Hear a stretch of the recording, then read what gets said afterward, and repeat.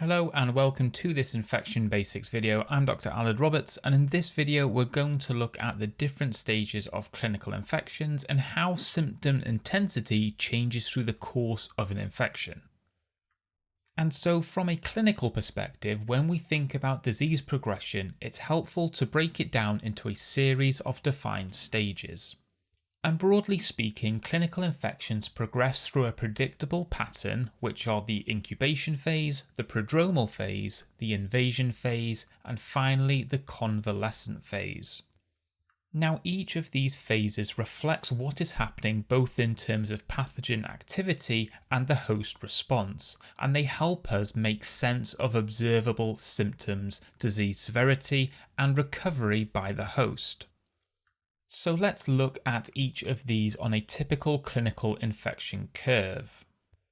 And if we were to plot symptom intensity on the y-axis against time on the x-axis, we can see that following exposure, the individual appears largely unaffected. Symptoms are minimal or absent, and as the infection progresses, symptom severity begins to increase, often quite rapidly. Now this continues until we reach a peak where symptoms are at their most severe.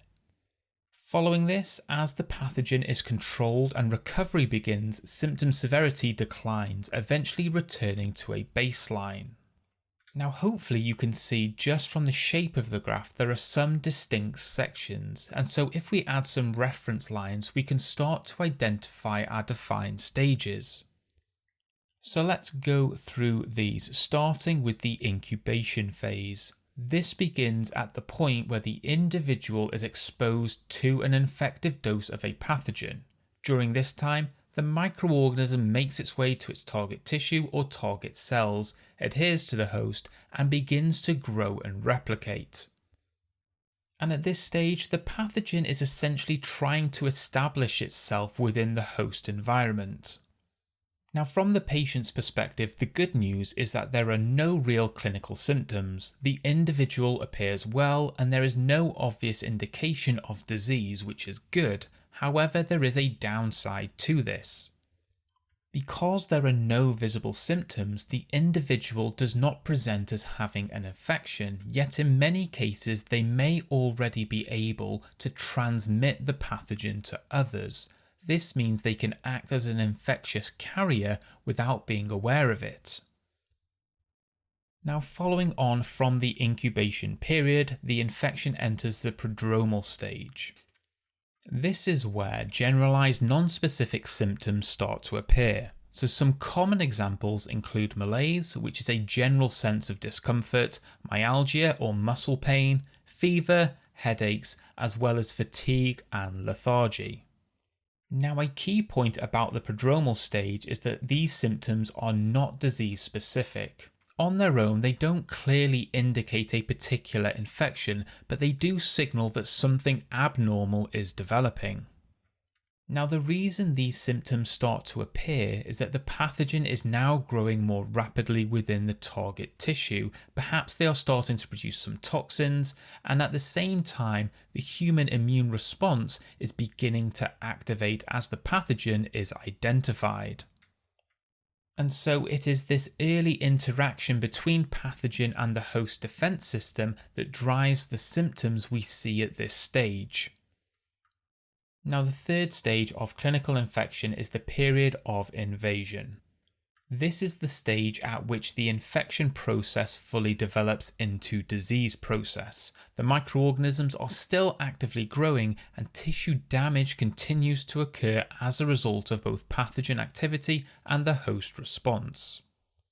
Now during this phase, patients start to experience a wide range of symptoms. General, non-specific symptoms from the prodromal stage carry over, but importantly, we get disease-specific symptoms starting to emerge.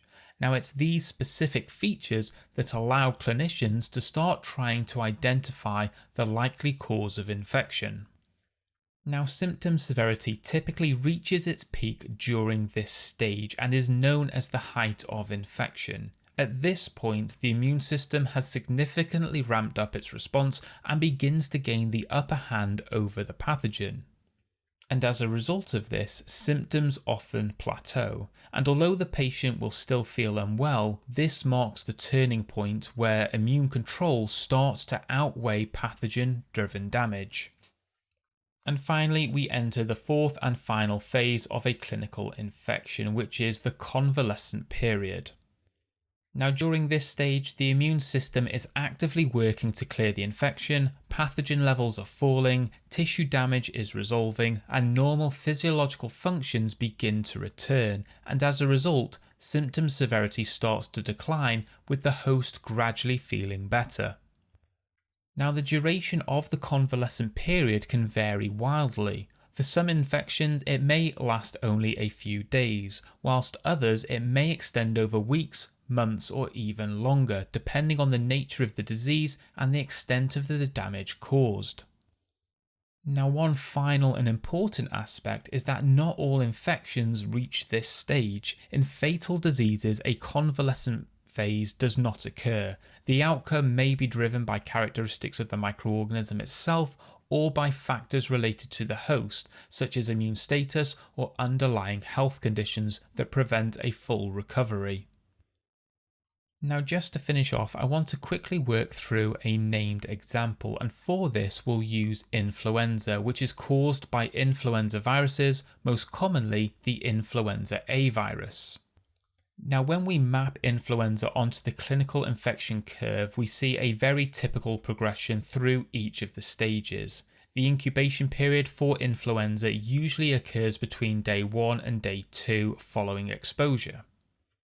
And during this time, the individual would not be aware that they have been infected, and at a cellular level, the virus is entering host cells and the eclipse phase of viral replication has begun, where new virus particles are being produced but not yet released in large numbers. Then the prodromal stage typically occurs between days 2 and 3. This coincides with early activation of the host immune response. Patients begin to experience some non-specific symptoms such as fatigue, headaches, fever, and muscle aches. And at this point, symptoms indicate that an infection is developing, but they are not yet clearly identifiable as influenza. Then we enter the period of invasion, which typically spans from around day 3 to day 7. This is when viral load reaches its peak and the immune response is fully engaged. Patients experience the classic flu-like symptoms, including a high fever, cough, chills or shakes, and widespread muscle pain. This represents the height of infection and corresponds to the peak seen on the clinical infection graph. And finally, the convalescent stage usually occurs between days 7 and 14, and during this phase, viral load starts to decline, tissue repair takes place, and the immune response begins to resolve. Symptoms gradually improve, and the individual starts to return to normal health, although fatigue can sometimes persist beyond this period. Now, one particularly important and interesting aspect of influenza is its infectiousness. Individuals can be infectious during all stages of the infection cycle, including the incubation and prodromal phases. Now, when viral load and symptoms are relatively low, infectiousness is also generally lower. But when viral load and symptom severity are high, infectiousness increases significantly, and this is a key reason why influenza spreads so effectively within populations, because people are infectious before they know it. And so with that, we come to the end of this video. I hope you found the content useful, informative, and most importantly, easy to understand. Thanks for watching, and I hope you have a great day.